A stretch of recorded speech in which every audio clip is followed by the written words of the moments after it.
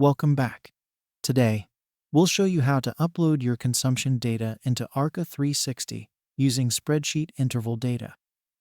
This is a great way to manage detailed energy usage information. Let's dive in. First, prepare your spreadsheet with the interval data in the specified format. This should include columns for date, time, and electricity consumption values. Make sure the data is well organized and accurate. Next, open Arca 360. Navigate to the Consumption Data section and select the Spreadsheet Interval Data option. Upload your interval consumption values by pasting them from your spreadsheet. You also have the option to modify the intervals.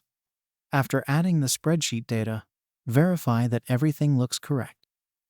Arca 360 will then analyze the data, providing you with detailed insights into your energy consumption. In our next video, we'll cover how to get data from your utility API and upload it to Arca 360. Thanks for watching.